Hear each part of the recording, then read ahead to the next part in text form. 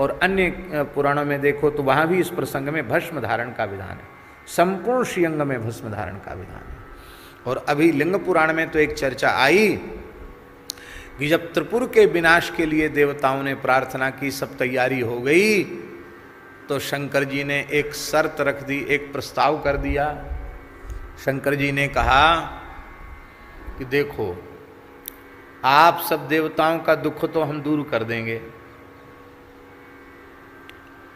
पर आपको हमारा पशु बनना पड़ेगा।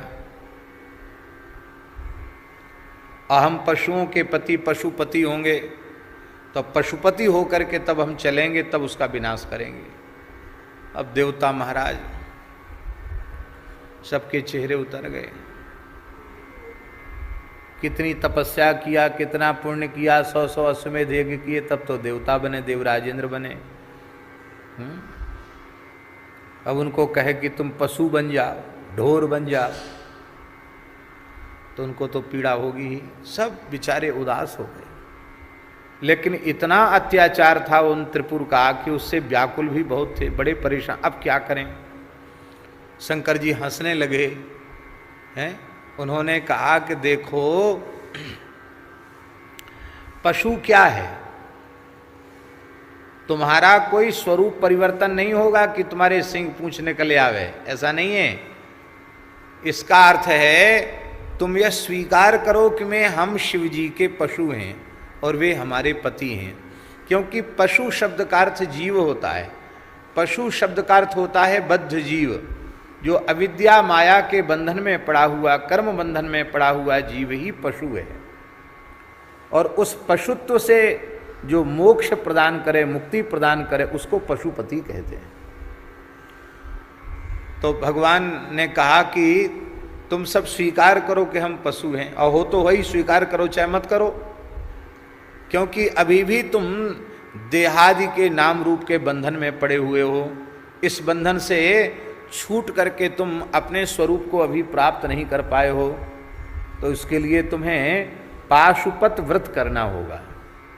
तो उसमें यह देवताओं, समस्त देवताओं ने, ब्रह्मादि समस्त देवताओं ने व्रत किया, समस्त ऋषि मुनियों ने व्रत किया। इसलिए देवता, दानव, मानव सब पशु हैं।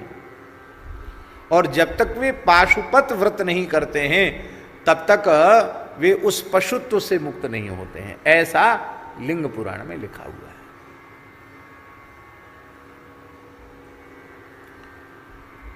तो 12 वर्ष का व्रत करना चाहिए, उत्तम पक्ष है।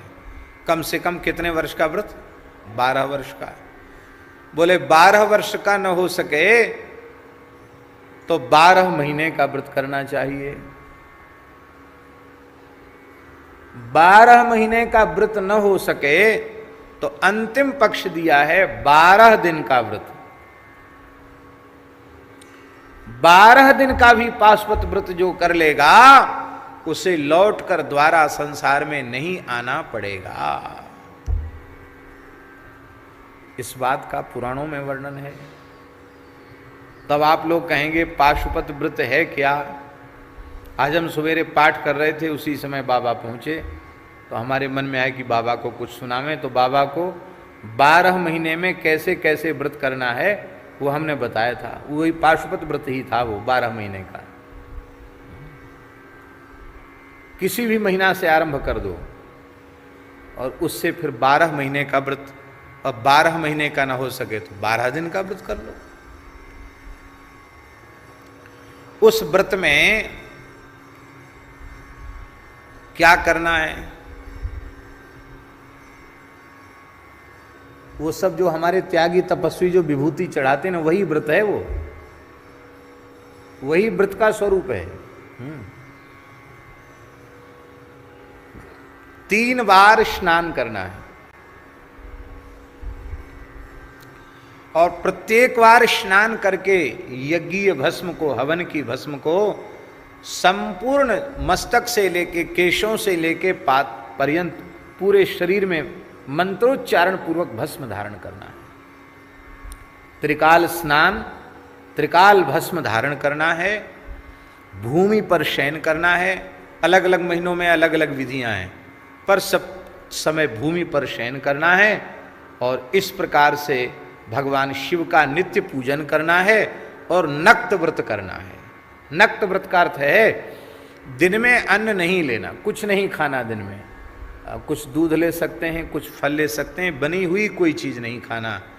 और रात्रि में भगवान शिव का दिन में भी पूजन करे, रात्रि में पूजन करके फिर एक बार आहार लेना है।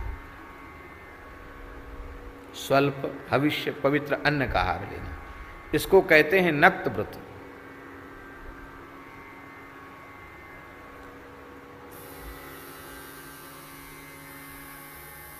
श्री वृंदावन बिहारी लाल की। लिंग पुराण पूर्व भाग अध्याय 83, 3 श्लोक हमने नोट कर लिए थे। उपवासात् परम भैक्षम, भैक्षात् परम याचितम, अयाचितात् परम नक्तम, तस्मान् नक्तेन वर्तयेत। उपवास से भी श्रेष्ठ है भिक्षान्न पर निर्वाह करना। भिक्षा 5 घर 7 घर 3 घर भिक्षा लेकर के तब निर्वाह करना।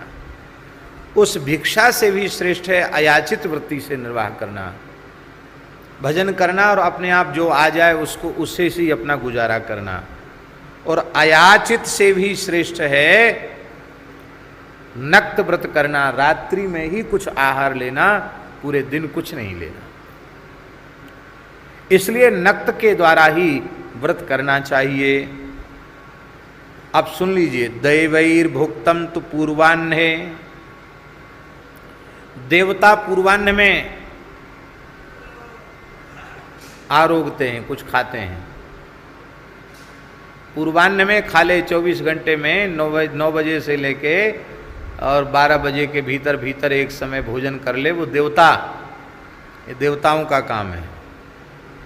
और अपराह्न मध्याह्ने ऋषिभिस्तथा 12, 1, 2 के बीच में भोजन कर लेना एक समय, ये ऋषियों का धर्म है। ये ऋषियों के आहार की व्यवस्था है। और इसके बाद सायंकाल के अपराह्न में 2-2:30 बजे के बाद जो कुतुब का काल होता है, उस समय पितरों के आहार का समय है। प्रातः काल पूर्वाह्न देवताओं के आहार का समय, मध्याह्न काल ऋषियों के आहार का समय और अपराह्न काल में पितरों के आहार का समय, और संध्या काल में गुह्यक आदि जो राक्षस गुह्यक आदि हैं उनके आहार का समय होता है। और सबसे श्रेष्ठ क्या है बोले, सर्व वेलाम अतिक्रम्य नक्त भोजन उत्तमम। संपूर्ण वेलाओं का अतिक्रमण करके नक्त भोजन करना ये सबसे उत्तम है। हविष्य भोजनम स्नानम सत्यमाहार लाघवम। नक्त व्रत में हविष्य भोजन करना है, पवित्र सात्विक आहार करना है, त्रिकाल स्नान करना है और सत्य का पालन करना है। और आहार लाघवम, थोड़ा आहार लेना है। और इसके बाद मंत्र का, गुरु प्रदत्त मंत्र का जप करना है। और इस जप से पाशुपत व्रत पूर्ण हो जाएगा। राम राम करो, राम जी के नाम से शंकर जी को सबसे ज़्यादा प्रसन्नता होगी। राम तारक के जप से शंकर जी को प्रसन्नता होगी। तो हमारे पूर्वाचार्यों में जो त्यागी तपस्वियों ने जो परंपरा की ना कि मध्याह्न में वो धूनी तपने की बात, वो इसीलिए तो उस समय बैठ करके जप भी हो जाता है, तप भी हो जाता है, ध्यान भी हो जाता है, अखंड भस्म भी रमाई जाती है।